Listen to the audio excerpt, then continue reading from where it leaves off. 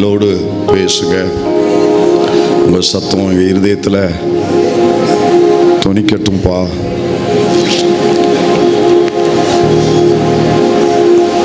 இந்த வசனம் எங்களுக்கு ஒரு கண்ணாடி, எங்கள் குறைய எங்களுக்கு சரியாக சுட்டி காமிக்கிற ஒரு கண்ணாடி.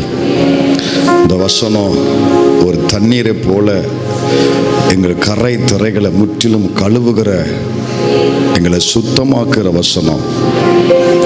இந்த வசனம் எங்களை சீர்படுத்துகிறது, எங்களை சரிப்படுத்துது, எங்களை பலப்படுத்துது.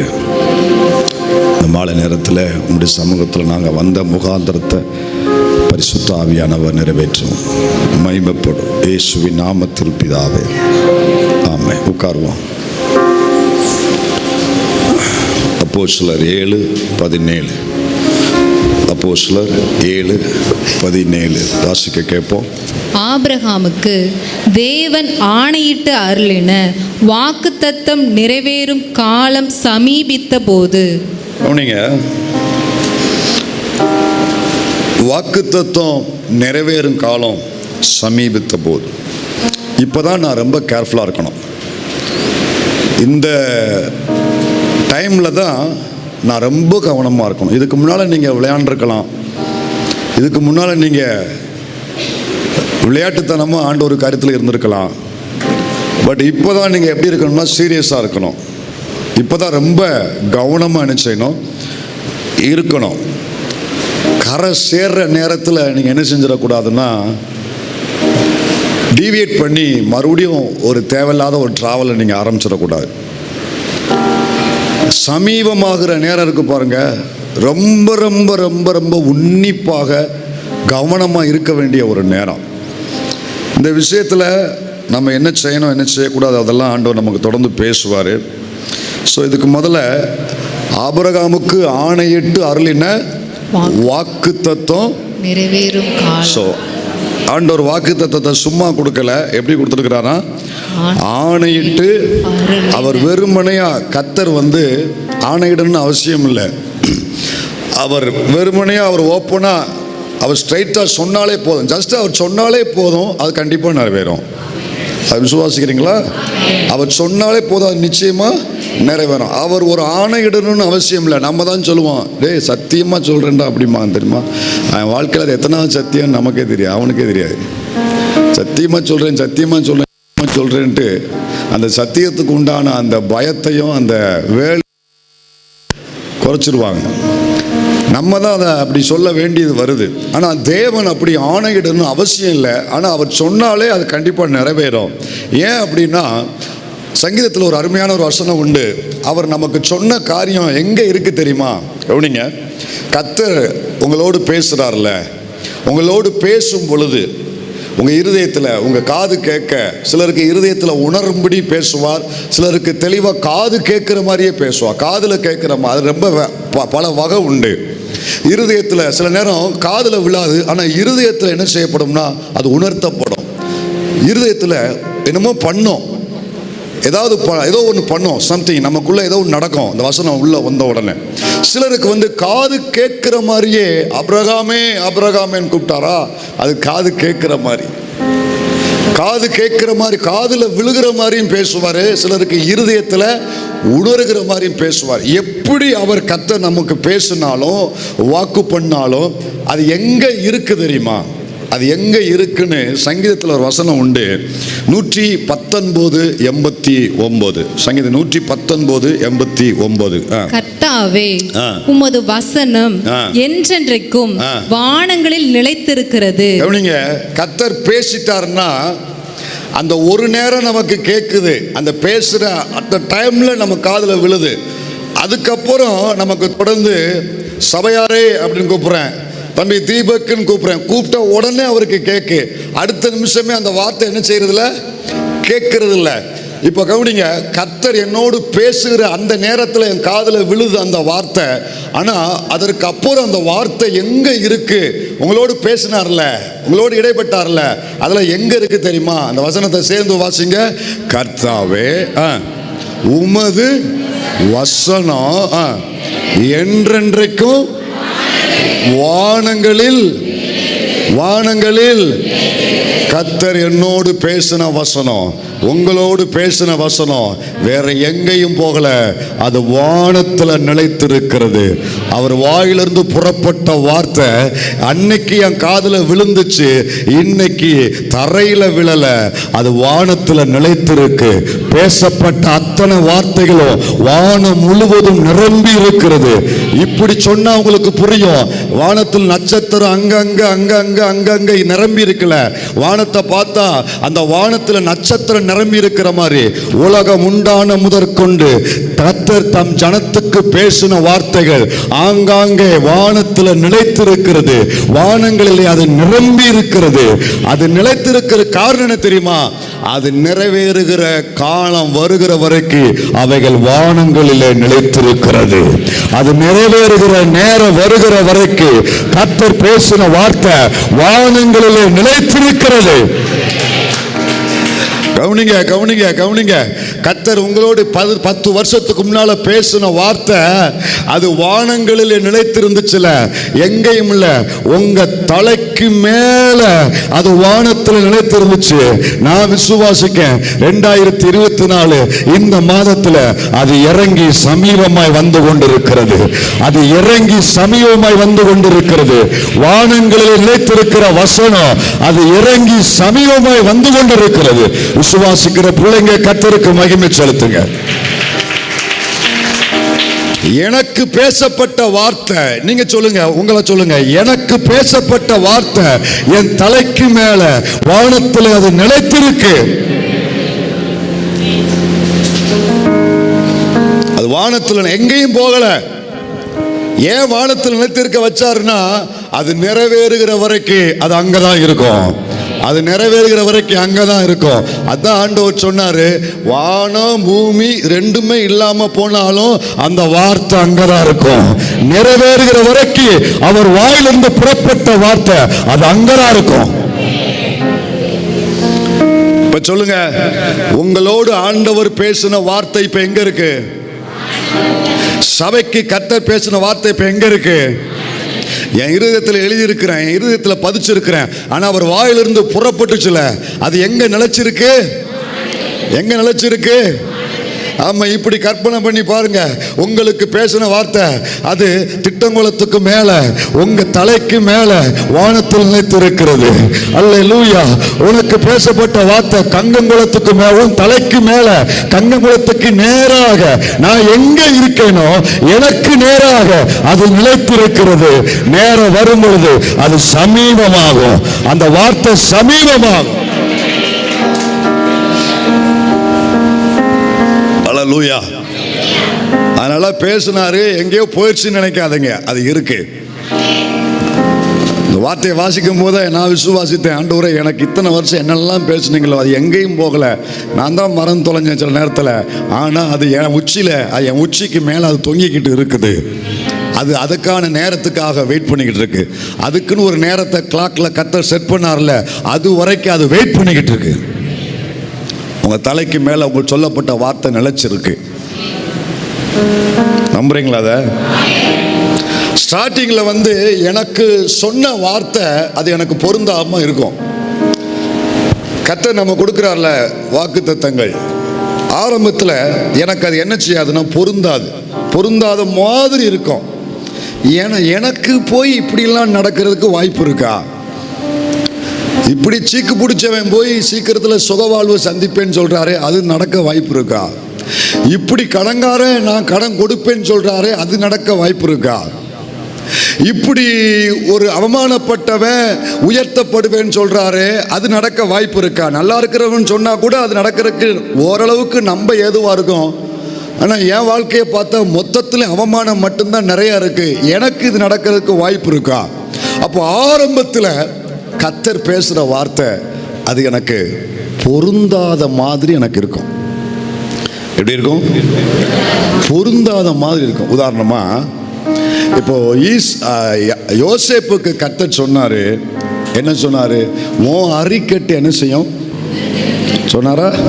உன் அரிக்கட்டு ஆனால் ஆரம்பத்தில் அந்த அதிகாரம் போக போக போக அவனை தூக்கி குழியில் போட்டாங்களே, இப்போ அந்த குழியில் போட்ட காட்சியையும் அந்த அரிக்கட்டின் சம்பவத்தையும் ரெண்டையும் இணைச்சு பாருங்க. பொருந்துதா? பொருந்துதா? சொல்லுங்க. இந்த அரிக்கட்டு நிமிர்ந்து இருக்கிறதையும் சிறைச்சாலைகளை கிடக்கிறதையும் ரெண்டையும் நீங்க பொருத்தி பாருங்க. பொருந்துதா? அதே மாதிரிதான் அவமானப்பட்ட என்னை உயர்த்துவேன்னு சொன்னார்ல, அவமானப்பட்ட என் வாழ்க்கையவும் உயர்த்துவேன்னு சொன்ன வாக்கு தத்தத்தையும் இணைச்சு பார்த்தா ஆரம்பத்தில் அது பொருந்தாது, அது பொருந்தாது. ஆனால் நேற்று சொன்னேன், what is the reason? Season is the reason. அந்த சீசன் வரும் பொழுது அன்னைக்கு பொருந்தாத அத்தனையும் எனக்கு மட்டும்தான் அது பொருந்த ஆரம்பிக்கும். எனக்கு மட்டும்தான் அது பொருந்தும். அந்த சீசன் வந்து எகிப்தில் அவன் உயர்த்தப்படுகிற நேரம் வரும் பொழுது அதுக்கு முன்னால பொருந்தாதது இப்போ வச்சு பாருங்க. அந்த சிங்காசனம் யோசேப்புக்கு மட்டும்தான் பொருந்தும். அந்த இடத்துல வேற ஒரு பயலை வச்சு பாருங்க, பொருந்தவே பொருந்தாது. அந்த இடத்துல பார்வோன்னு பொருந்துவாரா? பொருந்த மாட்டார். போத்திபார் பொருந்துவாரா? பொருந்த மாட்டார். வேற அந்த பானபாத்திரக்காரன் தலைவன் பொருந்துவானா? யாருமே அந்த சீட்டுக்கு பொருந்தாது.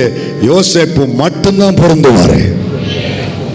அதான் ஒரு பாஸ்டர் அழகா இதை இன்டர்பிரேட் பண்ணாரு. எப்படின்னா, இந்த எனக்கு சொப்பனம் கொடுத்து அந்த சொப்பனம் கொடுக்கும்பொழுது என்ன நடக்குதுன்னா, இந்த எனக்கு வாக்குத்தத்தம் கொடுத்ததையும் அது நிறைவேறுகிறதையும் ஒரு டெய்லர் கடையில் நடக்கிற வேலை இருக்குல்ல, துணியை அளவெடுத்து கட் பண்ணி தைக்கிறல, இதை ஈக்குவலாக அவர் ஒப்பிட்டு பேசினார். ஒரு கிளிப் எனக்கு யாரோ அனுப்புனாங்க. இதை ஈக்குவலாக அவர் ஒப்பிட்டு பேசுகிறார். எப்படின்னா, எனக்கு அந்த தரிசனத்தை அந்த வாக்குத்தத்தத்தை கொடுக்கறது எப்படின்னா, அது எனக்கு அளவெடுக்கிற மாதிரி, என்னைய அளவெடுக்கிற மாதிரி.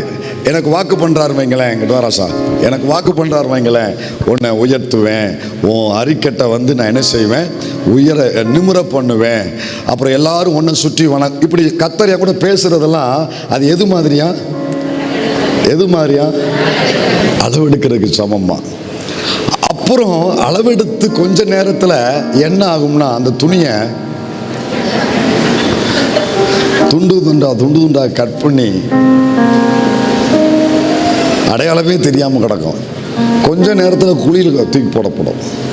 அடையாளம் தெரியாத மாதிரி துணியும் கட் பண்ணப்படும். அப்புறம் ஒவ்வொரு பாதையில் போக போக போக போக என்ன நடக்கும்னா, ஸ்டிச்சிங் நடக்கும். அதை இணைச்சு ஸ்டிச்சிங் நடக்கும். ஸ்டிச்சிங் நடந்துட்டு இருக்கும். அந்த ஸ்டிச்சிங் நடக்கும் பொழுது நான் எங்கே இருப்பேன்னு எனக்கே தெரியாது. குழியில் இருக்கிறேனா, சிறையில் இருக்கிறேனா, அல்லது எந்த படுங்குழியில் கிடக்கிறேனா, நான் எங்கே இருக்குன்னு எனக்கே தெரியாது. ஸ்டிச்சிங் பண்ணும் பொழுது அப்படி இருக்கும். அப்புறம் கொஞ்சம் நாள் கழித்து ஸ்டிச்சிங் முடித்த உடனே அப்போ அது காசா போடுவாங்களே, அப்போ கொஞ்சம் எனக்கு மெழுகுத்திரி வெளிச்ச மாதிரி கொஞ்சம் எனக்கு உலகம் தெரிய ஆரம்பிக்கும். அந்த காசா தெரியும் பொழுது, அந்த காசா போடும் பொழுது எனக்கும் புரியாது, அப்பயும் புரியாது. அப்புறம் எல்லா வேலையும் முடிஞ்சிட்டு, கவனிங்க, அவன் குழி முடிஞ்சு, சிறை முடிஞ்சு, அவமானம் முடிஞ்சு, கத்தர் வெளியே கொண்டு வந்து சிங்காசனத்தில் உட்கார வைப்பார்ல, அது எதுனா அந்த கட் பண்ணி தச்ச சட்டையை அப்படி போட்டு விடுவாரா, அந்த சட்டை எனக்கும் மட்டும்தான் சேரும், எனக்கு மட்டும்தான் பொருந்தும். யாருக்கு அளவெடுத்து தச்சாரோ அவருக்கு மட்டும் அந்த சட்டை சேருகிற மாதிரி, யாருக்கு வாக்கு பண்ணினாரோ அந்த வாக்கு அவருக்கு மட்டும்தான் சேரும். எனக்குன்னு கத்தர் கொடுத்த வாக்கு எனக்கு மட்டும்தான் பொருந்தும், அதை வேற யாருக்கும் பொருந்தாது. உங்களுக்குன்னு கத்தர் கொடுத்த வாக்கு உங்களுக்கு மட்டும்தான் பொருந்தும், அது எனக்கு பொருந்தாது. என் சட்டை இவனுக்கு, அவன் சட்டை எனக்கு சேராது. அப்படியே போட்டாலும் பார்க்க அவ்வளவு அழகா இருக்காது. பார்த்துருக்கீங்களா? ஆமா, அது மாதிரிதான் எனக்கு கொடுத்த வாக்குத்தத்தம், எனக்கு எடுத்த அளவு, எனக்குன்னு தைக்கப்பட்ட சட்டை எனக்குரியது, எனக்குன்னு கொடுத்த வாக்குத்தத்தம் எனக்குரியது, அது எனக்கு நல்லா பொருந்தும். இப்போ உங்களுக்கு புரியாம இருக்கும், ஆனா நாளைக்கு அது உங்களுக்கு கண்டிப்பா பொருந்தும். இப்போ புரியாம இருக்குல்ல, கட் பண்ணி போடும் பொழுது புரியாது, தைக்கும் போது புரியாது, காசா போடும்போது புரியாது, அயர்ன் பண்ற வரைக்கும் புரியாது, எடுத்து மாட்டும் போதுதான் புரியும். எனக்கு தான் தச்சங்களா, எனக்கு தான் தச்சங்களா, அப்படியே ஃபிட்டா இருக்கு, அப்படியே புரியலையா? யோசேப்பை கொண்டு போய் அந்த சிங்காசனம் உட்கார வச்ச உடனே அந்த ஆளு பார்வோனே, நிறைய அணிவிப்பார். என்னென்ன அணிவிப்பார் தெரியுமா? சால்வை போடுவார், அப்புறம் மோதிரம் மோதிரம் மோதிரம் மோதிரம் போடணும். மோதிரம் வாங்கணும்னா முதல்ல என்ன செய்யணும்? அளவெடுத்து அந்த அளவுக்கு தக்கபடி செய்ய கொடுப்பீங்க, அப்படி தானே? அளவெடுக்காமல் போடுறது சேருமா? ஆனால் யோசேப்புக்கு போய் போடுறாங்க, சேருது. சரப்பணி சேருது, சால்வை பொருத்தமாக இருக்கு, ஆஸ்னாத்து பொருத்தமாக இருக்கா, அந்த ரதம் பொருத்தமாக இருக்கு. எப்படி ஆண்டவரே, இதெல்லாம் எப்போ ஆண்டவரே தச்சிங்க? நீ குழியில் கிடக்கும் போது நான் தச்சுக்கிட்டு இருந்தேன், நீ சிறையில் கிடக்கும் போது உனக்கா தச்சுக்கிட்டு இருந்தேன், உனக்கா நான் தச்சுக்கிட்டு இருந்தேன். குழியில் கிடக்கிறீங்களா, சிறையில் கிடக்கிறீங்களா? Stitching work is going on. உங்களுக்கான தையல் வேலை நடந்து கொண்டிருக்கு. உங்களுக்கான தையல் வேலை. அதனால தையல் வேலை நடக்கிறதுனால என் வஸ்திரத்தெல்லாம் உரிவானுங்க. கிளவி உறிஞ்சா, சிறைச்சாலைக்காரன் தலைவனும் உறிஞ்சான். என்ன யோசேப்பு, உன் வஸ்திரத்தை உறிஞ்சிட்டாங்க?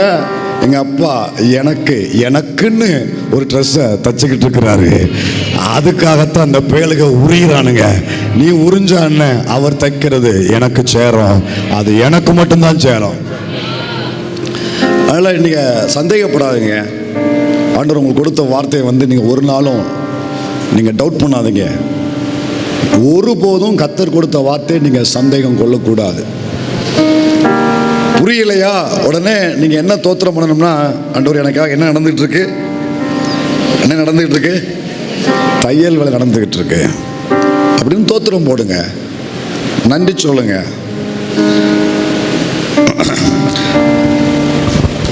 போன வாரம் நான் சொன்னேன், ஆபிரகாமுக்கும் அவனுடைய மகன் ஈசாக்குக்கும் அப்புறம் அவனுடைய பேரன் யாக்கோப்புக்கும் கர்த்தர் எந்த சூழ்நிலையில் வாக்குத்தத்தம் கொடுத்தாரு அப்படின்னு நம்ம பார்த்தோம். கவனிங்க, ஒவ்வொரு வாரமும் ஒவ்வொரு பாயிண்ட்டை நான் சொல்லியிருப்பேன்னு நினைக்கிறேன். எந்தெந்த வாக்குத்தத்தங்கள் எல்லாம் கர்த்தர் கொடுத்தாரு அப்படின்னா ஒவ்வொரு சர்வீஸில் ஒன்று சொன்னேன். முதல்ல சொன்னேன், அவன் பார்க்கிறத கர்த்தர் அவனுக்கு தருவார். கேட்டீங்களா இல்லையா? போன வாரம் நீ பார்க்கிற இடத்த உனக்கு தருவேன். கர்த்தர் ஆபிரகாமுக்கு எப்படிப்பட்ட வாக்குத்தத்தம் கொடுத்தாரு? நீ பார்க்கிறத உனக்கு தருவேன். ரெண்டாவது, நீ நடக்கிறத உனக்கு தருவேன். இதுக்கு முன்னால ஒரு முறை சொன்னேன், லோத்து பிரிந்து போன பொழுது அப்போ ஆண்டவர் நமக்கு என்ன சொன்னார்னா, எந்த இடத்துல யார் உன்னை அவமானப்படுத்தினாங்களோ அந்த அவமானப்பட்ட இடத்துல நீ மையம் கொள்வாய், நீ வேறொன்றுவாய். இந்த வரிசையில் கர்த்தர் ஆபிரகாமுக்கு அவன் சந்ததிக்கும் நிறையா அந்தந்த சூழ்நிலைக்கு தக்கபடி கர்த்தர் சில வார்த்தைகளை கொடுத்தாரு. அதில் ஒன்றை பார்த்துட்டு நம்ம இன்னும் உள்ளே நிறையா போக வேண்டியிருக்கு. அதில் ஒன்றை நம்ம கவனிக்கலாம். ஆண்டவர் இந்த பார்க்கிறத தருவேன், இதை கணக்கு பண்ணிக்கோங்க. பார்க்கிறத, நடக்கிறத தருவேன். யார் உன்னை விட்டு பிரிந்து அல்லது உன்னை பிரித்து உன்னை அவமானப்படுத்தினாங்களோ அந்த இடத்துல உன்னை என்ன செய்வேன், வேறு கொள்ள வைப்பேன். இந்த வரிசையில் கர்த்தர் இந்த ஆபிரகாமின் சந்ததிக்கு இன்னொரு வார்த்தை கொடுத்தாரு. இன்னொரு வார்த்தை கொடுத்தா அதை நம்ம ரொம்ப கவனிக்க வேண்டி இருக்கு. உபாகமத்தின் புஸ்தகம் 11வது அதிகாரம் 24வது வசனத்தை வாசிங்க. உபாகமத்தின் புஸ்தகம் 11வது அதிகாரம் 24. உங்கள் உள்ளங்கால் மிதிக்கும் இடமெல்லாம் உங்களுடையதாயிருக்கும் வனாந்தரத்தையும். போதும் அவ்வளோதான், அது மட்டும்தான் வேணும். எடுத்துட்டீங்களா? எடுக்க மாட்டீங்க. நீங்கள் இங்கே பாருங்க, கவனிங்க. இப்போ எல்லாரும் சேர்ந்தா சொல்லுங்க.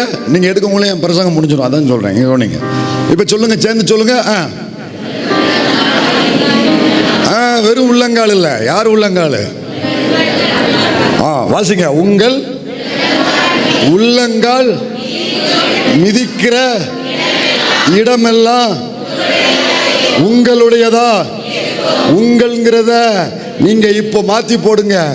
எங்கள் போடுங்க. எங்கள் உள்ளங்கால் மிதிக்கும் இடமெல்லாம் எங்களுடையதா இருக்கும். இப்ப சிங்குலர்ல போடுங்க. என்னுடைய உள்ளங்கால் மிதிக்கும் இடமெல்லாம் என்னுடையதா இருக்கும். இந்த வசனம் புரியுதா உங்களுக்கு? எந்த இடத்த எனக்கு தருவாரா? தம்பிகளா நீங்கள் சொல்லுங்கடா. இவனுங்களை கொஞ்சம் கவனிக்கலன்னா இவனுங்க பாஸ் நமக்கு பிரசங்கம் பண்ணலாம் போட்டு அவங்க வேலையை ஆரம்பிச்சிருவாங்க. எந்த இடத்த தருவேன்னு கர்த்தர் சொல்கிறாரு? சொல்லுங்க பார்க்கலாம் ராசாக்களா, சொல்லுங்க. என்னது? என்ன கால்? உள்ளங்கால் மிதிக்கிற இடம். நீங்கள் சொல்லுங்க, பின்னால சொல்லுங்க, சகோதரர்கள் சொல்லுங்க. உள்ளங்கால் மிதிக்கிற இடம். இப்போ நீங்க கேட்கலாம், நான் வேலை பார்க்குற இன்சூரன்ஸ் கம்பெனி இருக்குல்ல பாஸ்டர், அது உள்ள என் உள்ளங்கால் பட்டுக்கிட்டு தான் இருக்குது, அதை எனக்கு தருவாரா? நான் பார்க்குற ஸ்டேட் பேங்கு, நான் பார்க்குற சென்ட்ரல் பேங்கு, ஐஓபி பேங்கில் அனுதினமும் என் கால் பட்டுக்கிட்டு தான் இருக்கு, எனக்கு அதை தருவாரா? அப்படித்தானே கேட்கிய? அப்படித்தான் நம்ம எடுத்துட்டு இருக்கோம் வசனங்களை. நல்லா கவனிங்க. நீங்க எலும்பி நிற்கும் பொழுது, இப்போ நான் நிற்கிறேன்ல, நான் நிற்கிற இடத்துல இப்போ என்னுடைய என்ன கால் பட்டிருக்கு? சத்தமா சொல்லுங்க. என் கால் பட்டிருக்கு, உள்ளங்கால் படலை. நான் எலும்பி நின்னா என் உள்ளங்கால் படாது. என் உள்ளங்காலே வா, நீ தான் இருக்க முதச்சேரில், நான் என்ன செய்யட்டும்? இவர் நிற்கிறார்ல, இப்போ இவர் கால் தான் தரையில் போட்டிருக்கு, ஆனால் உள்ளங்காலே படாது.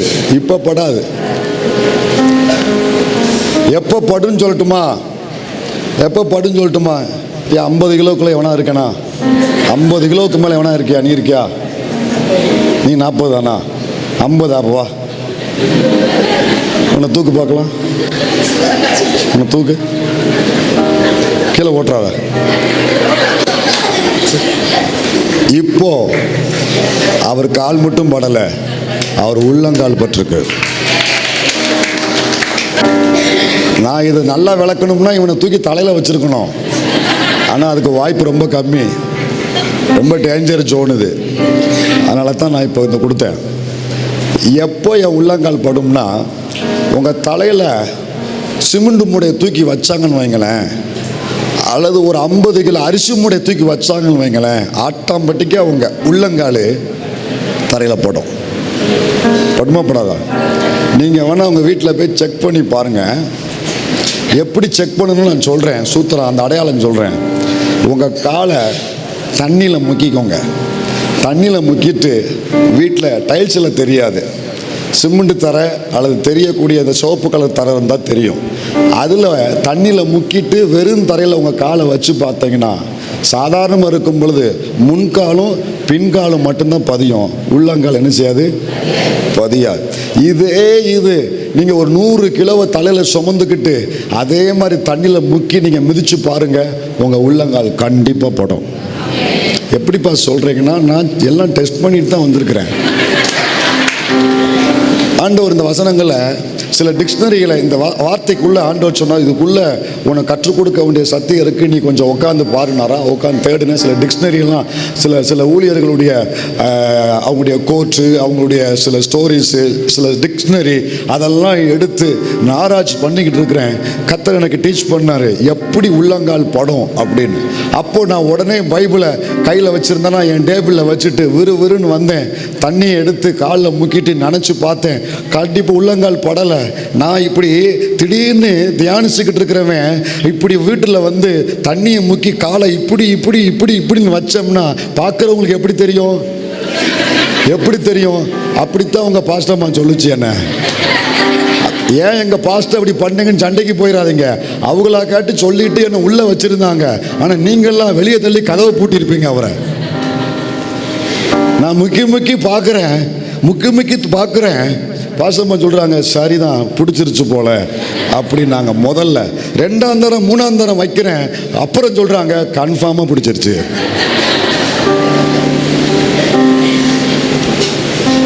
ஆண்டவர் சில ஊழியர்களுடைய அந்த எக்ஸ்பிளனேஷனும் சில டிக்ஷனரியும் எடுத்து பார்த்தா இதில் என்ன ஒரு ஆழமாக கர்த்தர் கொடுத்துருக்கிறாருன்னா, நான் சாதாரணமாக நிற்கும் பொழுது என் உள்ளங்கால் படாது, என் தலையில் ஒரு பாரம், ஒரு வெயிட், ஒரு அழுத்தம், ஒரு மிகப்பெரிய ஒரு பாரம் என் தலையில் சுமத்தப்படும் பொழுது ஆட்டோமேட்டிக்காக என் உள்ளங்கால் என்ன செய்யும்? படம். அப்போதான் ஆண்டவர் நமக்கு சொன்னார், நீ எந்த இடத்துல நீ வேதனைப்பட்டு நீ மிகப்பெரிய பாரத்தோடு நீ மிகப்பெரிய வேதனைகளை நீ சுமந்து நீ அலைந்து திரிந்தையோ அப்பெல்லாம் உன் உள்ளங்கால் பட்டுச்சு. எங்கெல்லாம் நீ வேதனையை நீ அனுபவிச்ச, எங்கெல்லாம் நீ அவமானத்தை அவமானிச்ச, எங்கெல்லாம் நீ பாரத்தை சுமந்து நீ நடந்து கொண்டிருந்தியோ அங்கெல்லாம் உன் உள்ளங்கால் பட்டுச்சு. நீ வேதனைப்பட்ட இடத்தை உனக்கு நான் தருவேன், நீ வேதனைப்பட்ட காரியத்தை உனக்கு நான் தருவேன், இடத்தையும் தருவேன், காரியத்தையும் தருவேன். எங்கெல்லாம் வேதனையை சுமந்து கொண்டு நீ அலைந்து திரிந்து உள்ளங்கால் பட, எங்கெல்லாம் வேதனையை நீ சுமந்துக்கிட்டு இருந்தையோ அந்த காரியத்தை கர்த்தர் உனக்கு தருவாரு, கர்த்தர் உனக்கு தருவாரு, கர்த்தர் உனக்கு தருவாரு. பாடுகளை சுமந்து உள்ளங்கால் படும் அளவுக்கு பாடுகளை சுமந்து திரிஞ்சல, அந்த இடத்தை கர்த்தர் உனக்கு தருவாரு. உள்ளங்கால் படும் அளவு பாடுகளை சுமந்து திரிஞ்சல, அந்த காரியத்தை கர்த்தர் உனக்கு தருவாரு. ஆமென் சொல்றீங்களா? இதை ரெண்டு விதத்தில் எடுக்கலாம், இதை ரெண்டு விதத்தில் எடுக்கலாம். லிட்ரலா என் உள்ளங்கால் படும்படி நான் பாடுகளை சுமந்து திரிந்த அந்த பூமியை, அந்த இடத்தை கர்த்தர் எனக்கு தருவாரு, கர்த்தர் எனக்கு தருவாரு. இல்லாவிட்டா என் உள்ளங்கால் படும்படி நான் பாடுகளை உபத்திரவங்களை சுமந்து திரிந்தோம்ல, ஏதோ ஒரு காரியத்துக்காகத்தான் அந்த உபத்திரவத்தை நான் அனுபவிச்சிருக்கிறேன், ஏதோ ஒரு காரியத்துக்காகத்தான் அந்த வேதனை அனுபவிச்சிருக்கிறேன். அந்த காரியத்தை கர்த்தர் எனக்கு சொந்தமாக்குவாரு. அந்த ஒண்ணு இடத்தை சொந்தமாக்குவாரு, இல்ல அந்த காரியத்தை கர்த்தர் எனக்கு சொந்தமாக்குவாரு. விசுவாசிக்கிற பிள்ளை உள்ள இருந்தனா ஆண்டவருக்கு மகிமை செலுத்தும்படி நீ கண்ணை மூடி, ஆண்டவரே நான் பாடுபட்ட காரியத்தை, நான் அவமானப்பட்ட காரியத்தை, என் உள்ளங்கால் பட்ட காரியத்தை கர்த்தர் எனக்கு தருவேன்.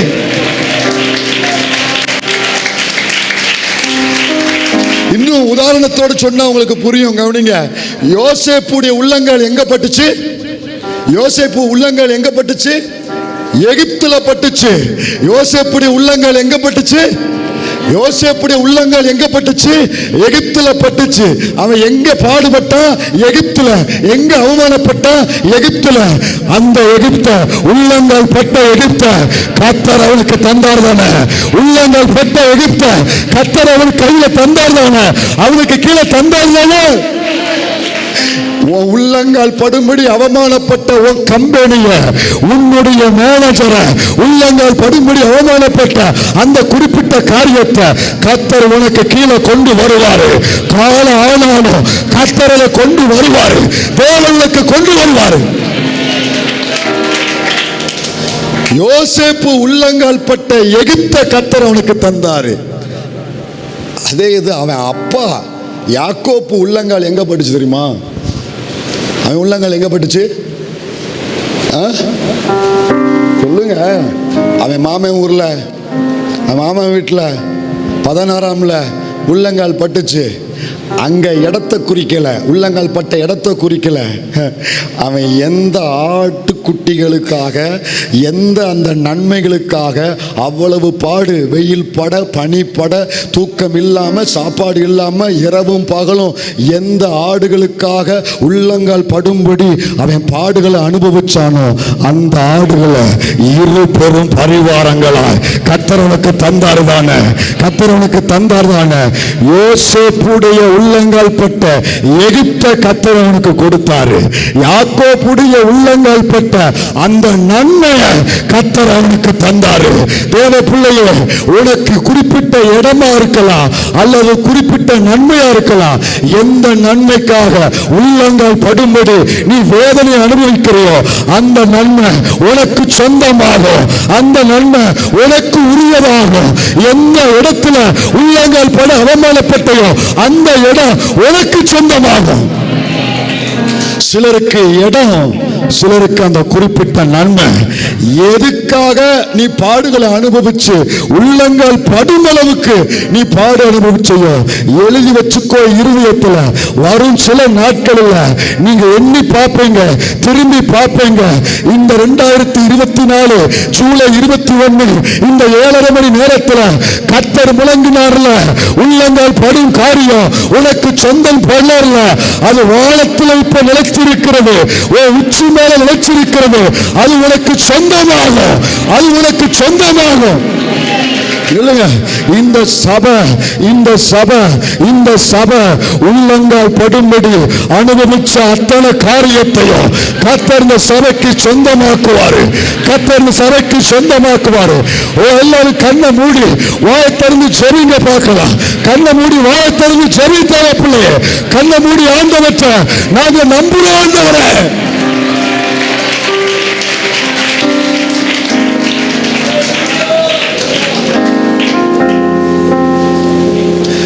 தேவ பிள்ளையே, உன் உள்ளங்கால் பட்டது உனக்கு வரும்.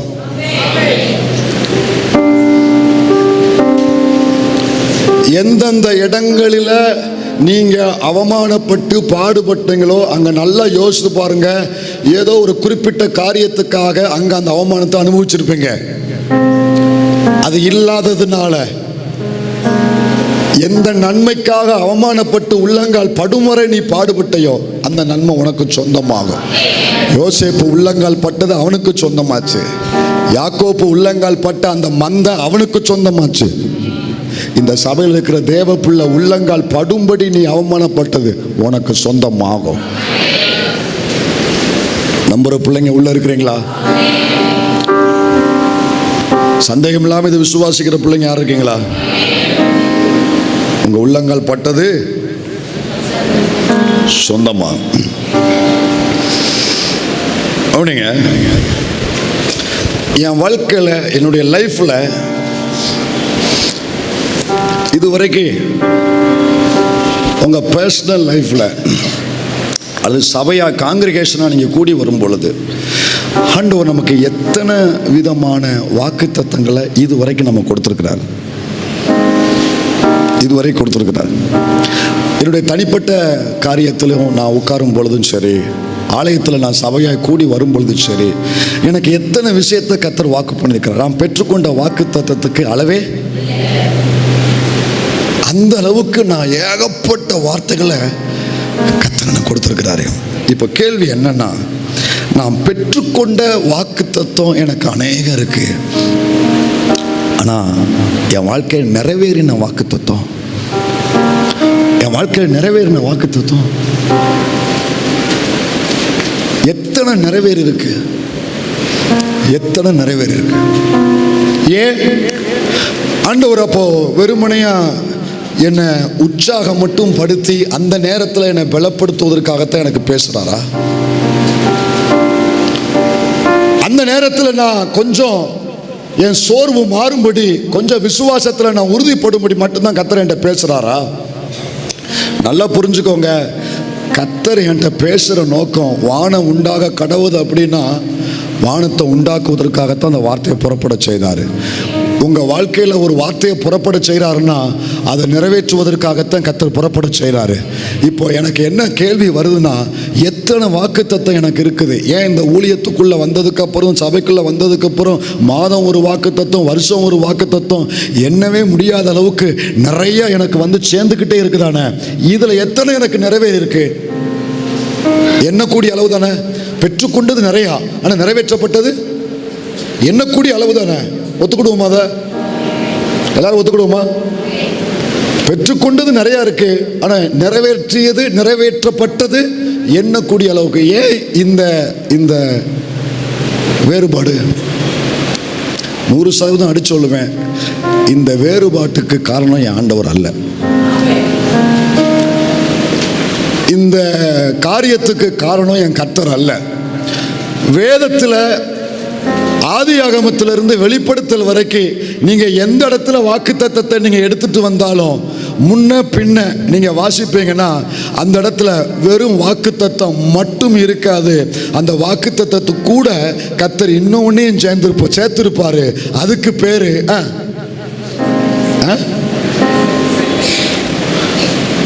எந்த வாக்குத்தத்தத்துக்குள்ளேயும் உள்ள ஒன்று இருக்கும், நிபந்தனைகள், கண்டிஷன்ஸ்.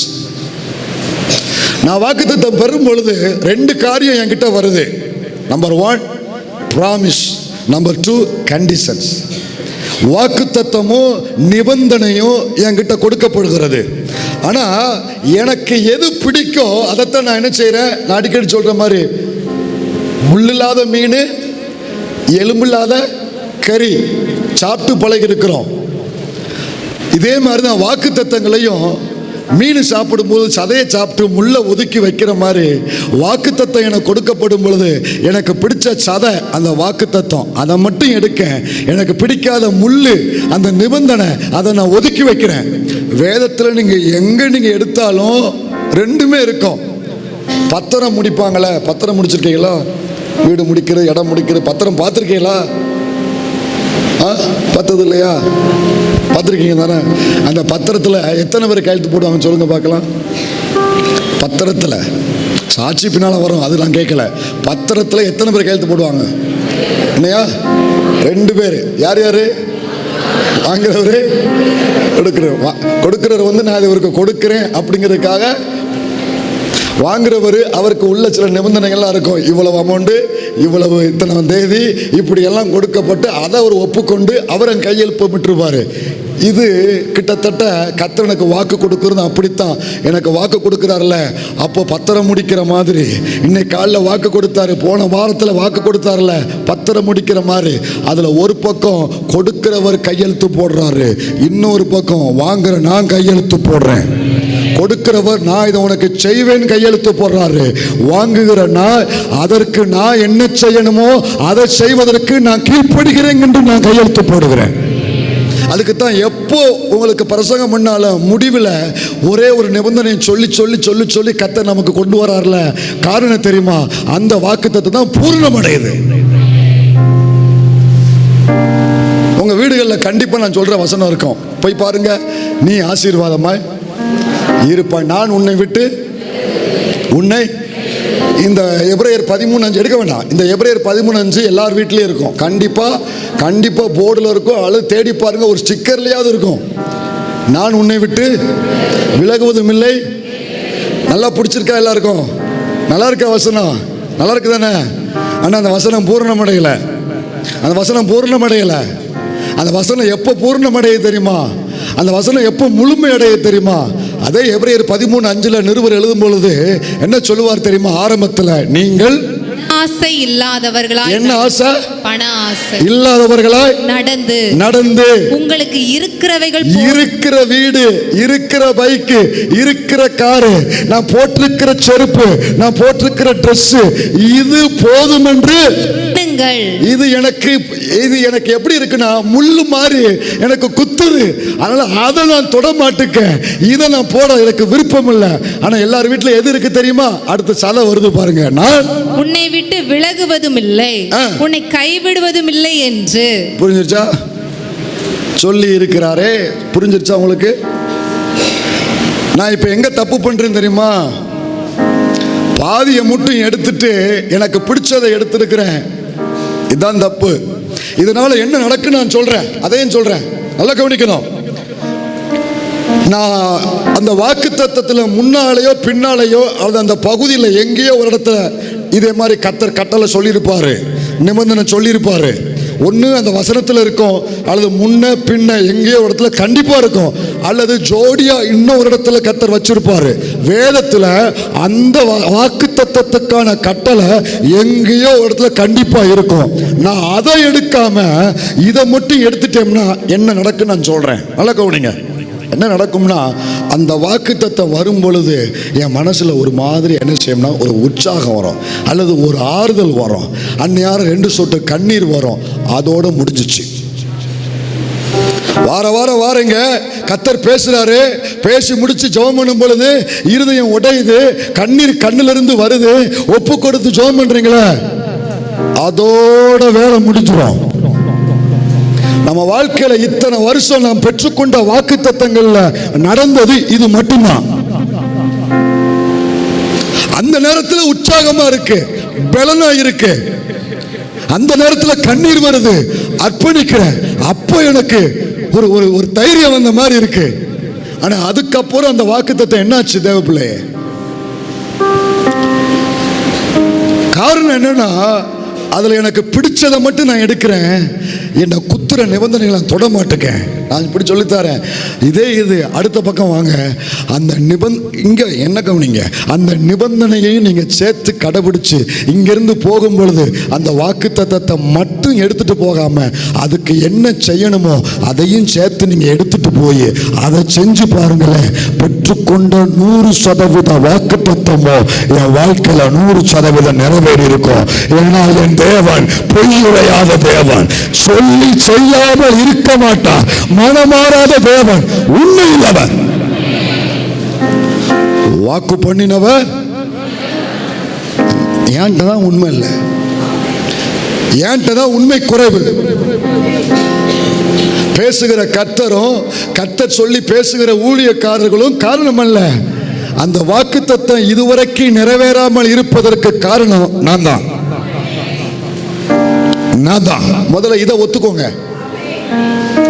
நான் போகும்பொழுது எனக்கு பிடிச்ச அதை மட்டும்தான் எடுத்துட்டு போறேன்.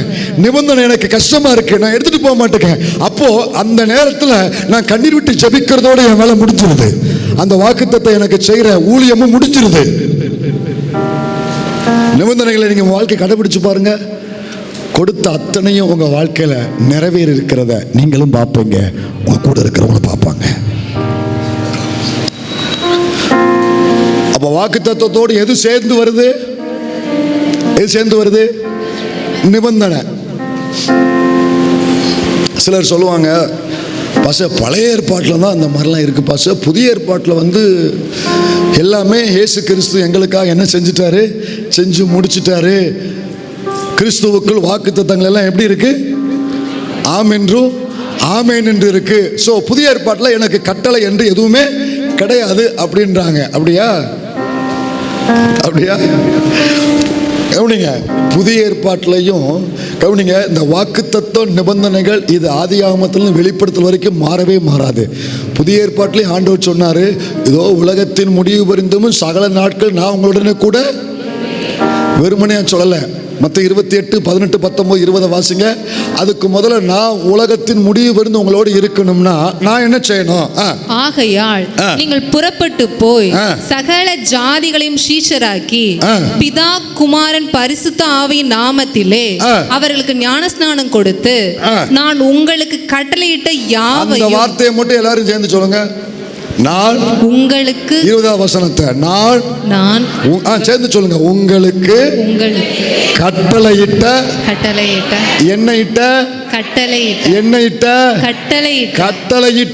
யாவையும் அவர்கள் கைக்கொள்ளும்படி அவர்களுக்கு உபதேசம் பண்ணுங்கள். நான் செய்ய வேண்டிய ஒரு காரியத்தை கர்த்தர் அங்க சொல்லியிருக்காரா இல்லையா? இது எப்ப தெரியுமா? இயேசு சிலுவையில ரத்தம் சிந்தி மரித்து உயிர்த்தெழுந்ததுக்கு அப்புறம் சொன்ன வார்த்தை.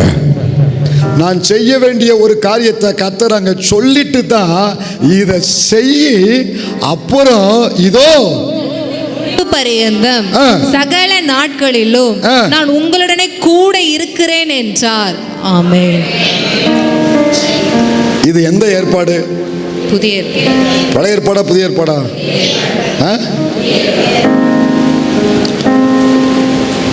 பேதுரு பிரசங்கத்தில் சொல்றாரு, நாங்க என்ன செய்யணும் ஆண்டவரே? குத்தப்பட்டவங்க முல்லாம் என்ன செய்யன்னு கேட்குறாங்க. அப்போ அவங்க செய்யும்படி பேதுரு என்ன சொன்னார் தெரியுமா?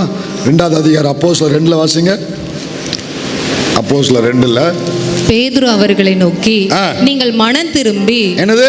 மனம் திரும்பி. எல்லாரும் கவனிங்க. நீங்கள் மனம் திரும்பி 38 ஒவ்வொருவரும் பாவ மன்னிப்புக்கென்று இயேசு கிறிஸ்துவின் நாமத்தினாலே ஞானஸ்நானம் பெற்றுக் கொள்ளுங்கள். 40வது வசனம். இன்னும் அநேக வார்த்தைகளாலும் சாட்சி கூறி. சாட்சியை மட்டும் கூறிட்டு விடலையா, அடுத்து நிபந்தனை சொல்றாரா? அடுத்து பாருங்க, சாட்சியோடு கூட நிபந்தனை வருது பாருங்க. மாறுபாடுள்ள இந்த சந்ததியை விட்டு விலகி. எல்லாரும் சொல்லுங்களேன், மாறுபாடுள்ள இந்த சந்ததியை விட்டு விலகி உங்களை ரட்சித்துக் கொள்ளுங்கள் என்றும் புத்தி சொன்னான். இந்த மாதிரி வார்த்தைகள்லாம் எங்கேயுமே எடுபடாது. பிரசங்கம் பண்ணும்போது சரி, கேட்கும்போது சரி, ரொம்ப என்ன செய்யாது, அவ்வளோ உற்சாகம்லாம் வராது. முதல்ல எவ்வளோ உற்சாகமாக இருந்தேங்க, இப்போ பார்த்தீங்களா அந்த பலூனில் காற்று போல பலூன் எப்படி இருக்கும் அந்த மாதிரி ஆயிடுச்சு ஒவ்வொரு முகமும். ஏன்னா இவ்வளவு நேரம் என்ன போனுச்சு தெரியுமா? வாக்குத்தத்தம் போச்சு, ஏர் ஃபுல்லா இருந்துச்சு. இப்ப என்ன போயிட்டு இருக்கு? நிபந்தனை பழுவுன்னு காத்து சுத்தமா போனாலும் நான் முடிக்க மாட்டேன். நான் விடுற மாதிரி இல்லை. மாறுபாடுள்ள சந்ததியை விட்டு விலகி உங்களை ரட்சித்துக் கொள்ளுங்கள். இது என்ன ஏற்பாடு? புதிய ஏற்பாடு. சொல்லுங்க. புதிய ஏற்பாடு. புதிய ஏற்பாடு. இப்போ அடுத்து வாங்க, 3ஆவது அதிகாரத்துக்கு வாங்க. 3ஆவது அதிகாரத்துக்கு வாங்க. 25 வாசிங்க. 3:25 வாசிங்க. நீங்கள் அந்த தீர்க்கதரிசிகளுக்கு புத்திரராய் இருக்கிறீர்கள். உன் சந்ததியினாலே உங்க மேல தீர்க்க தரிசனம் இருக்கு. அடுத்து பூமியில் உள்ள வம்சங்கள் எல்லாம் ஆசீர்வதிக்கப்படும் என்கிற வாக்குத்தத்தம் உங்களுக்கு இருக்கு. தேவன் ஆபிரகாமுக்கு சொல்லி நம்முடைய முன்னோர்களோட பண்ணின உடன்படிக்கைக்கும் புத்திரராய் இருக்கிறீர்கள். ஆபிரகாம் வர்றாரு பாருங்க. உங்களுக்கு உடன்படிக்கையும் இருக்கு. 3 காரியம் சொல்றாரு, கவனிங்க. உங்களுக்கு என்ன கொடுக்கப்பட்டிருக்கு? சொல்லுங்க. தீர்க்க தரிசனம். 2வது ஆசீர்வதிப்பு என்கிற வாக்குத்தத்தம். 3வது உடன்படிக்கை இருக்கா? இதெல்லாம் இருந்தாலும் கூட அடுத்த வசனத்துக்கு வாங்க. அவர் உங்கள் எல்லாரையும் யாரு உங்கள் எல்லாரையும் உங்கள் பொல்லாங்குகளிலிருந்து விலக்கி உங்களை ஆசீர்வதிக்கும்படி தேவன் தம்முடைய பிள்ளையாகிய இயேசுவை எழுப்பி முதலாவது உங்களிடத்திற்கே அவரை அனுப்பினார் என்றான். கவனிங்க. இதுல எது முதல்ல வருது? ஆசீர்வாதம் முதல்ல வருதா அல்லது பொல்லாங்கிலிருந்து விளங்குகிற நிபந்தனை முதல்ல வருதா? வசனத்தை பார்த்து பதில் சொல்லணும். எல்லாரும் நல்லா பார்த்து சொல்லுங்க. எது சார் முதல்ல வருது? இதுல இதுக்கு முதலே மேல வாக்குத்தத்தம் இருக்கு, தீர்க்க தரிசனம் இருக்கு, மேல எனக்கு உடன்படிக்கை இருக்கு. அத்தனையும் எனக்கு இருந்தாலும் கூட அதுக்கு உரிய மொத்த ஆசீர்வாதமும் எப்ப வருது தெரியுமா?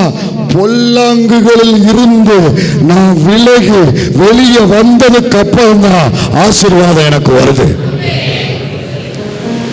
இன்னைக்கு உள்ள பிரசங்கம் என்ன தெரியுமா? எடிட்டிங். மேலையும் ஒரு கட்டிங், கீழையும் ஒரு கட்டிங். அப்படி உள்ள இருக்கிறத அப்படியே பலாப்பழ சொலைய எடுத்து கொடுத்த மாதிரி அப்படிதான் வெளியே வந்துகிட்டு இருக்கு. வசனம் இருக்கணும். எதுல இருந்து விலகணும்? சொல்லுங்க. வாக்குத்தத்தம் நிறைவேறும். கவனிங்க.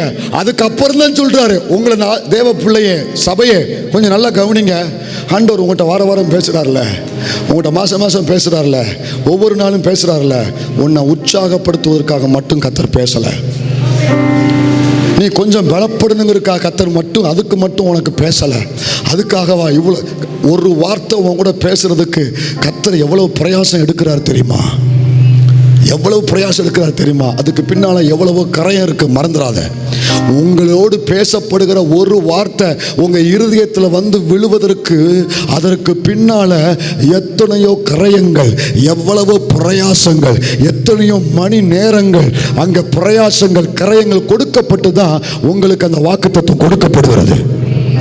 மட்டும் நீங்க உற்சாகப்படுறதுக்காகத்தான் கர்த்தர் பேசுறான்னு நினைக்கிறீங்களா? யாராவது இங்க பேசுற நினைக்கிறீங்களா?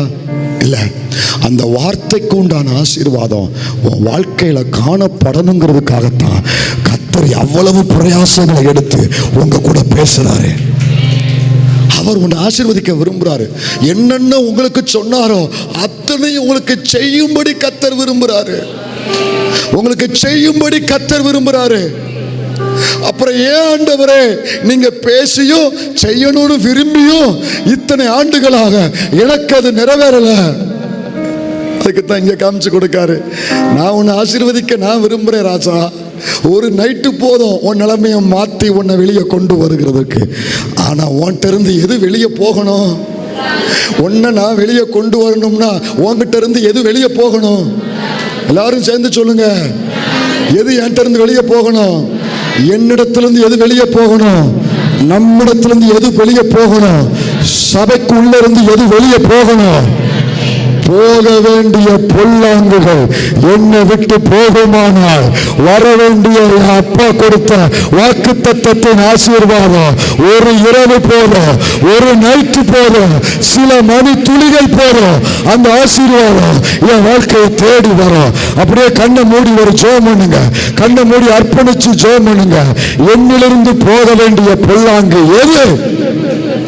கண்ணை மூடி ஜெபம் பண்ணு. தம்பி தங்கச்சி, தாயே, தகப்பனே, கர்த்தர் உன் கூட பேசுற வார்த்தை உன்னை உற்சாகப்படுத்துவதற்கு மட்டுமல்ல, அந்த வார்த்தையின் ஆசீர்வாதம் உன் வாழ்க்கையில இருக்கும்படிதான் கர்த்தர் உன் கூட பேசினாரு. அவர் அப்படி சொல்லி, எதுக்குப்பா என் வாழ்க்கையில இத்தனை வருஷம் ஆகியும் ஒரு சின்ன காரியம் கூட பார்க்க முடியல, தேடி பாரு, வெளியே ஏற்ற வேண்டிய பொல்லாங்கு இந்த ராத்திரியில நடக்கிற ஒரு ஊழியம் என்ன தெரியுமா? உனக்குள்ள வேரூன்றி இருக்கிற மொத்த பொல்லாங்குகளை கர்த்தர் வேரோடு பிடுங்குவாராக, கர்த்தர் வேரோடு பிடுங்குவாராக. எது கெடுத்து கொண்டிருக்கு, எது ஆசீர்வாதத்தை தடுத்து கொண்டிருக்கு, அந்த பொல்லாங்குகளை கர்த்தர் வேரோடு பிடுங்குவாராக, வேரோடு பிடுங்குவாராக. என்ன பொல்லாங்குன்னு பார்த்துருவோமா? என்ன பொல்லாங்குன்னு பார்த்துருவோமா? ஆசீர்வாதத்தை தடுக்கிற அந்த பொல்லாங்கு என்னன்னு பார்த்துருவோமா? சங்கீதம் சங்கீதம் சங்கீதம் 21:11 21:11 சீக்கிரம் 21:11. அவர்கள் உமக்கு விரோதமாய் பொல்லாங்கு நினைத்தார்கள். அவ்வளவுதான். பொல்லாங்கு நினைத்தார்கள், பொல்லாங்கு நினைத்தார்கள். சொல்லுங்க, பொல்லாங்கு நினைத்தார்கள். நினைவில் இருக்கிற பொல்லாங்கு, நினைவில் இருக்கிற பொல்லாங்கு. கர்த்தர் விரும்பாதது, தேவன் அருவருக்கிறது, பிறருக்கு கெடுதி செய்கிறது, பிறருடைய காரியங்களை கெடுத்து போடுகிறது, தடுத்து போடுகிறது, சுயநலத்துக்குரிய காரியங்கள். என்னுடைய நன்மையை மட்டும் மனசுல வச்சு பிறருடைய யாரு காரியத்தையும் மனசுல வைக்காம என் சுயநலத்துக்காக என்ன வேணாலும் செய்யறேன் பாருங்க, அதுக்கு பேர் தான் என்னது? சிலருக்கு பொல்லாங்கு எங்க இருக்கு? உள்ள இருக்கு, வெளியே தெரியாது. உங்களை பார்க்கும்போது பிரைஸ் லார்ட் தான் சொல்லுவாங்க, உங்களை பார்க்கும்போது நல்லா இருக்கேன்னு தான் கேட்பாங்க. ஆனா சிலருக்குள்ள பொல்லாங்கு எங்க இருக்கு?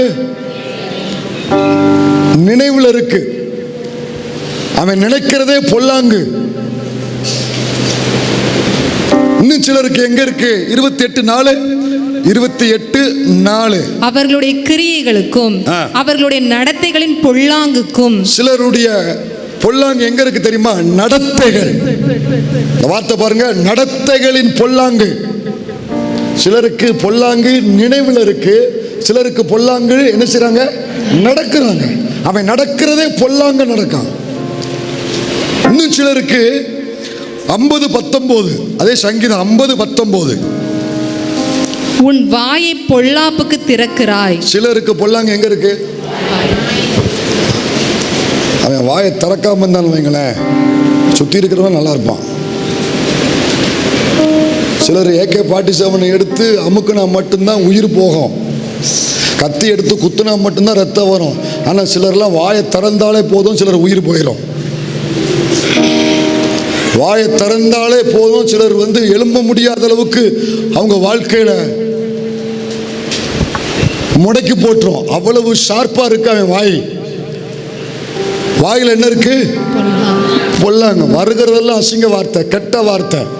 உள்ள அந்நிய பாஷை பேசுறைய, வெளியில போய் இப்படி பேசுறைய, உனக்கெல்லாம் வெக்கமா இல்ல? வெக்கமா இல்ல? வாயில முழுவதும் பொல்லாங்கு, பொய், புழுவணி. என் புழு இவ்வளவு, எங்க அப்பன் புழு கப்பல்ல வருதுன்னு சொன்னான ஒருத்தன். வாத்தியார் கேட்கறதுக்கெல்லாம் பொய் பேசினான் ஒருத்தன். என்னடா இவ்வளவு புழுவுற அப்படின்னு கேட்டதுக்கு, சார் என் புழு இவ்வளவுதான் சார், எங்க அப்பன் புழு கப்பல்ல வருது சார். நானா சிலர் எதுக்கெடுத்தாலும் பொய், எதுக்கெடுத்தாலும் புழுவணி, எதுக்கெடுத்தாலும் அசுத்தம், எதுக்கெடுத்தாலும் அருவருப்பு. வாய் கூசுறதே இல்லை சிலருக்கு, அதுலேயே பழகிருச்சு, அதுலேயே பழகிருச்சு. இதெல்லாம் இந்த மாதிரி காரியம் ரொம்ப அருவருப்பான காரியம். கவனிங்க, என்ன ஆனாலும் பரவாயில்ல, உண்மையை பேசி பழகுங்க. கழுத்து கத்தியா வரப்போகுது, வந்தா வரட்டுமே, வந்தா வரட்டுமே. நான் பைக்கில் வந்துக்கிட்டு இருந்தா பைக்கில் வந்துக்கிட்டு இருக்கேன்னு சொல்லணும், காரில் வந்துக்கிட்டு இருந்தா வந்துக்கிட்டு இருக்கேன்னு சொல்லணும், வீட்டில் உட்காந்து சாப்பிட்டுக்கிட்டு இந்த வந்துக்கிட்டு இருக்கேன்னு சொல்லக்கூடாது. ரெண்டுக்கு வித்தியாசம் இருக்கா இல்லையா? அது ஒரு பொல்லாங்கு. உண்மையை பேசுங்க. தூங்குனா தூங்கியிருக்கேன்னு சொல்லுங்க. இல்லை இல்லை இல்லை சும்மா படுத்தேன். சும்மா படுத்தேன். அப்புறம் எல்லாம் அவனு 50 கிலோ சமந்துக்கிட்டா படுத்திருப்பான். என்ன ஆனாலும் பரவாயில்ல, சாப்பிட்டேன்னா ஆமாம் சாப்பிட்டேன், கொஞ்சமாக சாப்பிட்டேன், இன்னும் பச்சைக்கு வேணும்னு கேளுங்க. இல்லை சாப்பிடலை அப்படின்னு சொல்லக்கூடாது. சாப்பிட்டேன், ஆமாம் நிறையா சாப்பிட்டேன், குறையா சாப்பிட்டேன், எதுனால என்ன ஆயிர போதுன்னு கேட்க, என்ன செஞ்சிட போகிறான். அப்படி நீங்கள் உண்மையை பேசி உங்களுக்கு ஒரு கஷ்டம் நஷ்டம் வந்தாலும் பரவாயில்ல, அதை பேசி பழகுங்க. ஜபத்துக்கு வர முடியல, ஆமாம் வர முடியல, இந்த காரணம், தூங்கிட்டேன் பாஸ்டர், ஆசை தூங்கிட்டேன் பாஸ்டர், சொல்லி பழகுங்க. அங்கே போனேன் இங்கே போனேன், அப்படி செஞ்சேன் இப்படி செஞ்சேன், உடம்பு சரியில்லை அது சரியில்லைன்னு சொல்லக்கூடாது. நல்லா இருக்கிற உடம்ப புரிஞ்சிருச்சு, எல்லாருக்கும்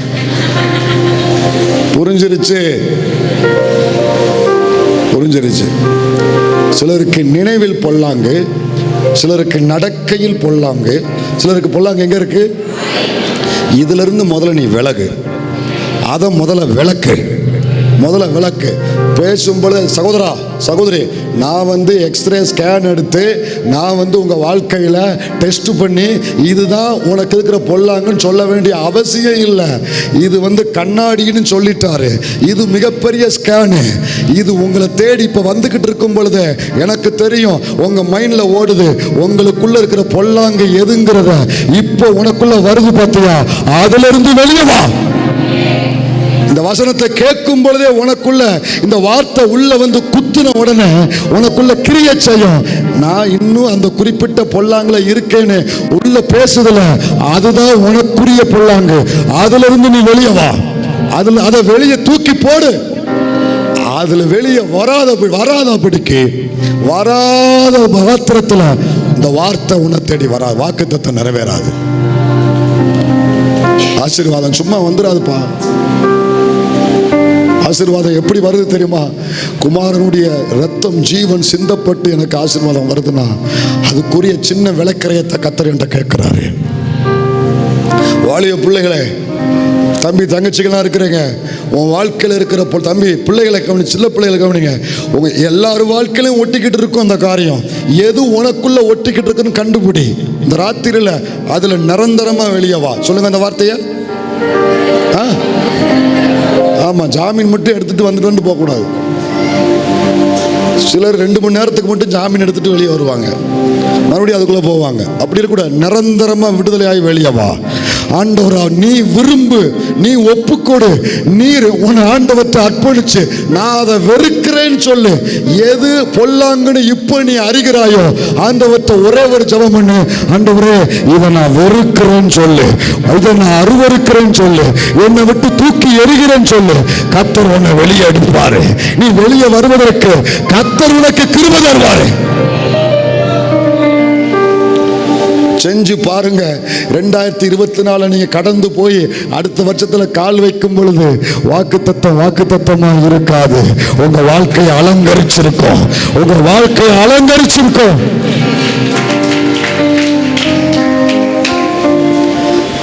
இங்க தெரியாமலாம் இல்லை, யாருக்கும் என்ன பொல்லாங்கன்னு தெரியாமலாம் இல்லை. சரியா? அப்படி ஒண்ணு எனக்கு தெரியலையே பாஸ்டர் யாரும் சொல்ல முடியாது. நல்லா தெரியும், எனக்குள்ள இருக்கிற பொல்லாங்கு எது நல்லா தெரியும். வெளியே வாங்க, தூக்கி எறிங்க. அதை தூக்கி எறிஞ்சிட்டு ஆண்டவரோடு நடந்து பாருங்க. உங்களுக்கு கொடுத்த வாக்குத்தத்தத்தை நிறைவேறுகிறத உங்களை சுற்றி இருக்கிற எல்லாரும் பார்ப்பாங்க. நீ இப்படி இருப்பது தேவ சித்தம் அல்ல. ரிப்பீட் பண்ணுறேன் அந்த வார்த்தையை. இப்போ இருக்கிற இந்த நிலைமையில இருப்பது தேவ சித்தம் அல்ல. உன்னை வேற நிலைமையில வச்சு அழகு பார்க்க கர்த்தர் விரும்புகிறாரு. கொஞ்சம் கர்த்தருக்கு நீ கோஆப்ரேட் பண்ணு, கொஞ்சம் கர்த்தருக்கு நீ ஒத்துழைப்பு கொடு, கொஞ்சம் ஒத்துழைப்பு கொடு. பொல்லாங்காய் தோன்றுகிற எல்லாவற்றையும் விட்டு பவுல் சொல்றாரு தெசலோனிக்கே நிருபத்துல 1 தெசலோனிக்கர் 5:22 சொல்றாரு, சிந்தனையில பொல்லாங்கு இருந்தாலும், நடத்தையில பொல்லாங்கு இருந்தாலும், வாயின் பேச்சுல பொல்லாங்கு இருந்தாலும் 5:22 1 தெசலோனிக்கர் பொல்லாங்காய் தோன்றுகிற எல்லாவற்றையும் விட்டு விலகுங்கள். 1-2 அல்ல.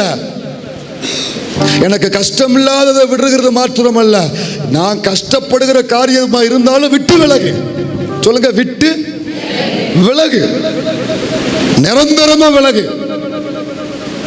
நிரந்தரமா விலகு. நம்பர் 2 கவனிங்க. அப்போ ஒரு முடிவுக்கு வருவோம். இப்போ இங்க கவனிங்க, இப்போ ஒரு கன்க்ளூஷனுக்கு வருவோம். வாக்கு தத்தம் தனியா இல்ல, எதோடு இணைஞ்சிருக்கு? வாக்கு தத்தம் எதோடு இணைஞ்சிருக்கு? நிபந்தனைகளோடு. இப்போ நான் வாஸ்தவம் இல்லை, பேதுரு பிரசங்கம் இயேசு பரமேறும்போது சொன்னது, பேதுரு பிரசங்கம் பண்ணும்போது சொன்னது, அப்புறம் இங்கே அடுத்து 3ஆம் அதிகாரத்தில் பேதுரு பொல்லாங்க விட்டு விழுங்குன்னு சொன்னது. இது எல்லாமே என்ன ஏற்பாடு? சொல்லுங்க, என்ன ஏற்பாடு? நம்ம இருக்கிறது எந்த ஏற்பாடுல? புதிய ஏற்பாட்டு காலத்துல. அப்போ புதிய ஏற்பாட்டு விசுவாசிகளுக்கும் வாக்கு தத்தம் நிறைவேறணும்னா அவர்களுக்கும் என்ன கொடுக்கப்பட்டிருக்கு? நிபந்தனைகள் கொடுக்கப்பட்டிருக்கு. சார், இப்பதான் பாயிண்ட்க்கு வர்றோம். இப்பதான் கேட்டுக்குள்ளே போறோம். இப்பதான் என்னப்பா சார் மணி முடிஞ்சிச்சு, அதுக்குள்ள இப்பதான் கேட்டுக்கே கூட்டு போறீங்களா? ஆமா, இப்பதான் மெயின் கேட்டுக்கே வர்றோம். இப்ப சொல்லுங்க, ஆபிரகாமுக்கு கர்த்தர் என்னென்ன விதமான வாக்குத்தத்தம் கொடுத்தாரு?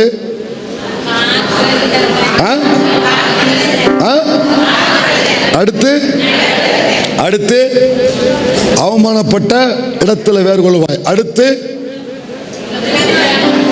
கொடுத்தாரா? இப்ப இதெல்லாம் கொடுத்திருக்கிறாருன்னா இன்னும் நிறைய இருக்கு, கொடுத்தது நிறைய இருக்கு. பூமியின் தூளை போல, நட்சத்திரத்தை வானத்து நட்சத்திரங்களை போல, கடற்கரை திரளான மணலை போல இப்படி நிறைய பிரிச்சுட்டே நிறைய எடுத்துட்டே போகலாம். இப்படி அதை சுருக்கிக்கிறேன், ஏன்னா உங்களுக்கு வாக்குத்தத்தமா பஞ்சம், அதை சுருக்கிறேன். இப்ப இதுக்கு எல்லாம் சேர்த்து கர்த்தர் ஒரு நிபந்தனை கொடுத்திருப்பாரா இல்லையா? கொடுத்திருக்கிறாரு. ஒரே ஒரு நிபந்தனை தான் கர்த்தர் கொடுத்தாரு. இப்போ இந்த மொத்த வாக்கு தத்தம், வானத்தின் நட்சத்திரம், கடற்கரை மணல், திரளாக நடக்கிறத பார்க்கிறத, உள்ளங்கள் பட்டத, இதெல்லாம் கர்த்தர் சபைக்கு இண்டிவிஜுவலா உனக்கு, உங்களுக்கு, எனக்கு கர்த்தர் தரணும்னா, இந்த வாக்கு தத்தம் எல்லாம் எனக்கு கர்த்தர் தரணும்னா 1ஆம் தேதியிலிருந்து இப்போ வரைக்கும் கர்த்தர் ஸ்பெசிபிக்கா பேசுகிற காரியத்தை எனக்கு செய்யணும்னா ஒரே ஒரு காரியத்தை கர்த்தர் ஏன்ட்ட கேட்கிறாரு, ஏன்ட்ட ஆண்டவர் எதிர்பார்க்கிறாரு. அதை மட்டும் வாசிங்க. ஆதியாகமத்தின் புஸ்தகம் 26 2ஆம் வசனத்தை வாசிங்க. கர்த்தர் அவனுக்கு தரிசனமாகி, நீ எகிப்துக்கு போகாமல். அது மட்டும் போதும். எல்லாரும் சேர்ந்து சொல்லுங்க, நீ எகிப்துக்கு போகாமல். மொத்த வாக்கு தத்தமும் நிறைவேறணும்னா நான் எங்க போக கூடாது? நான் எங்க போக கூடாது? எல்லாரும் சேர்ந்து சொல்லுங்க தம்பிகளா, எங்க போக கூடாது? நம்ம எங்க போக கூடாது? நான் எங்க போக கூடாது? நான் மட்டும் சொல்லும்போது மட்டும் டெம்போ கூடுது. நம்ம எங்க போக கூடாது? சபை எங்க போக கூடாது? என் குடும்பம் எங்க போக கூடாது?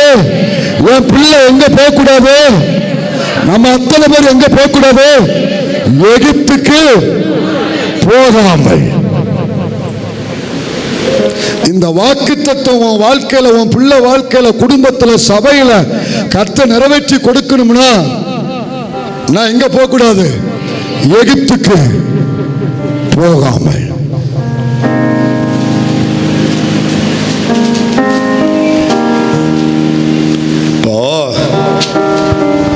ஆண்டவர் இந்த விஷயத்தை அப்பாவுக்கே வான் பண்ணாரு. அவன் கேட்கல. அவன் சொல்றதை கேட்காம என்ன செஞ்சுட்டானா, உள்ள போயிட்டான், எகிப்துக்குள்ள போயிட்டான். ஆபிரகாம் போனான். ஏன் போகக்கூடாதுன்னாருன்னா, அந்த எகிப்துக்குள்ள போனதுக்கு அப்புறம் அந்த எகிப்து உன் கேரக்டரை மாற்றும். கவுனி, உன் கேரக்டரை மாற்றும்.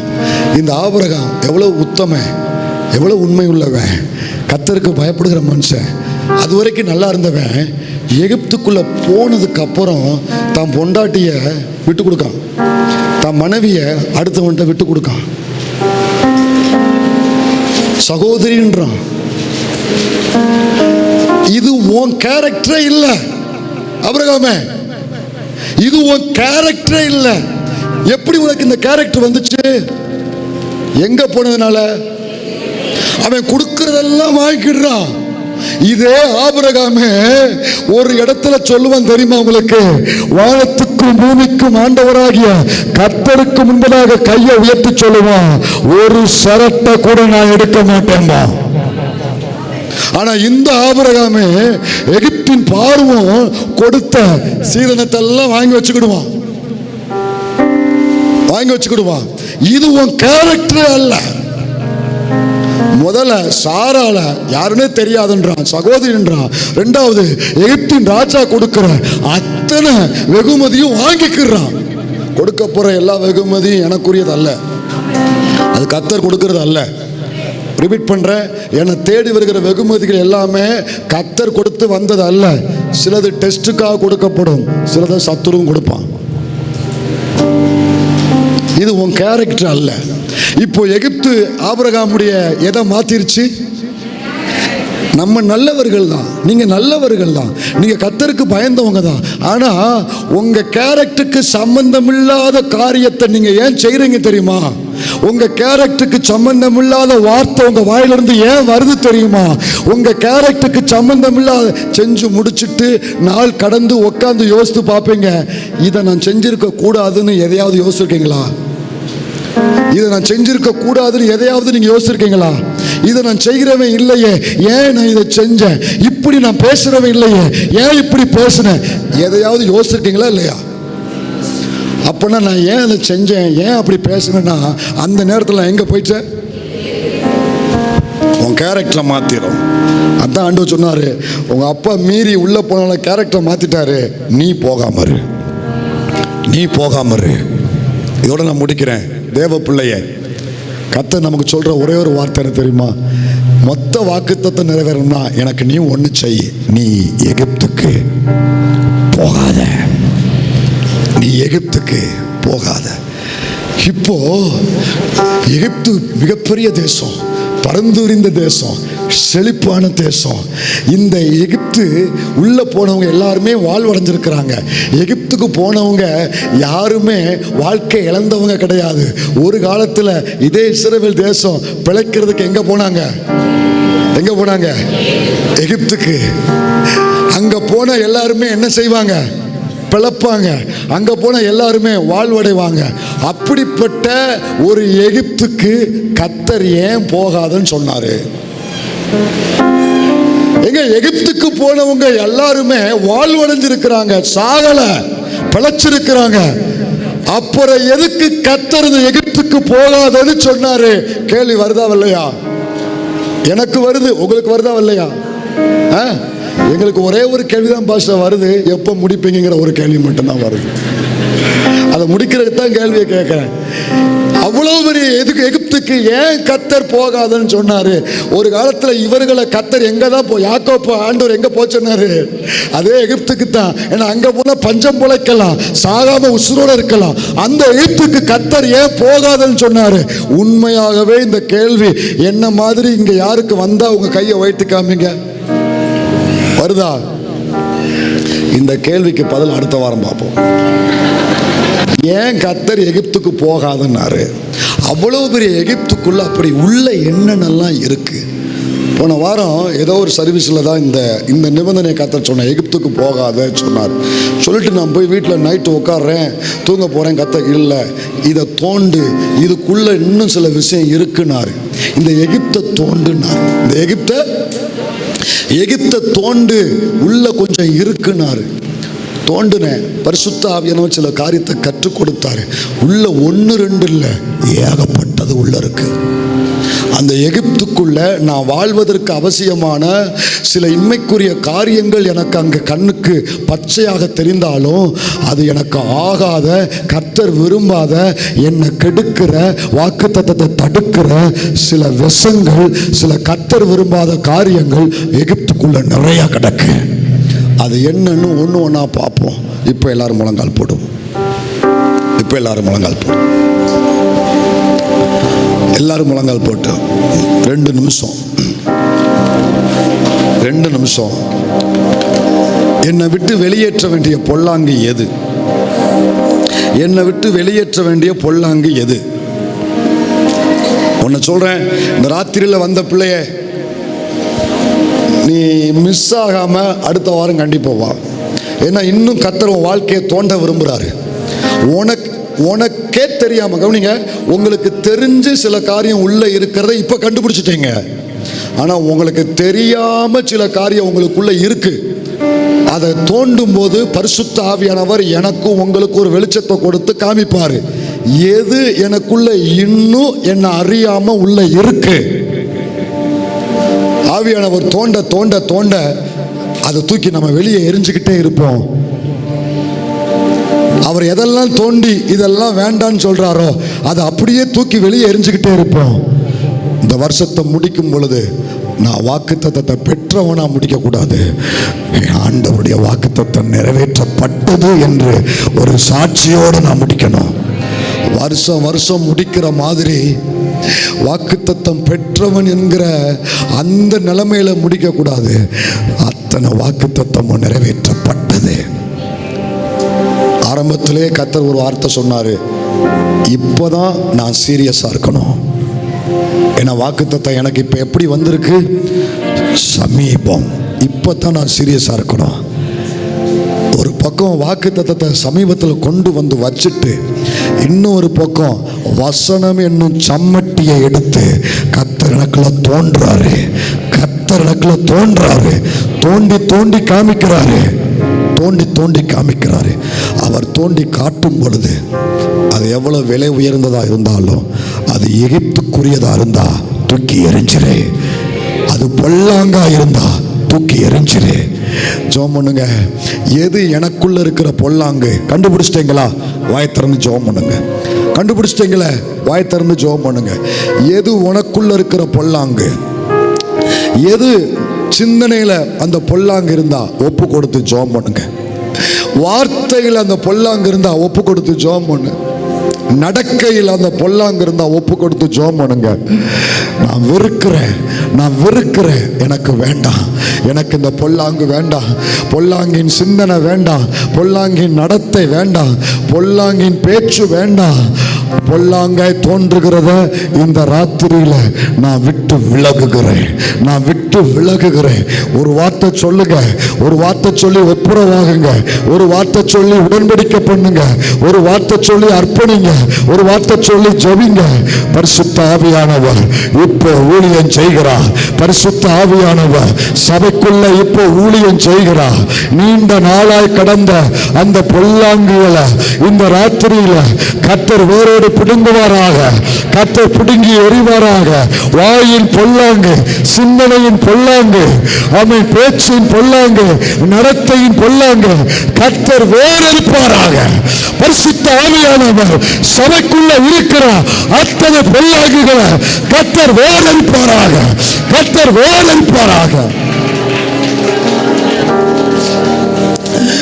இந்த பொல்லாங்கு என் வாழ்க்கையில எத்தனையோ ஆசீர்வாதத்தை தடை பண்ணுதுப்பா.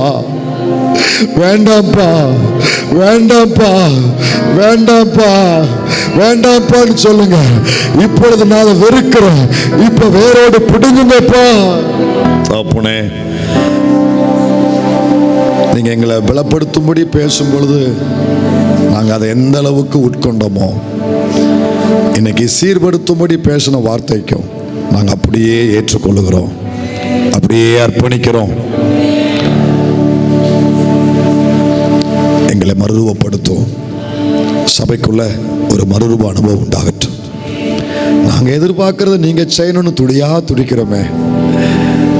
நாங்க எதிர்பார்க்கிற 1000 காரியத்தை செய்யணும் எவ்வளவு நாங்க வாரோம். நீங்க எதிர்பார்க்கிற ஒரு காரியத்தை இந்த ராத்திரியில் செய்வதற்கு எங்களை ஒப்பு கொடுக்கிறோம். கிருபை செய்யும், மகிமைப்படும். தொடர்ந்து இந்த வார்த்தைகளை நாங்கள் ஆராயும் பொழுது இது எங்களை சுத்திகரித்து பரிசுத்தப்படுத்தி கரைதரை அற்றவர்களாய் உமக்கு முன்பாக நிறுத்த எங்களை ஒப்பு கொடுக்கிறோம். மகிமைப்படும். இயேசுவின் நாமத்தில் பிதாவே.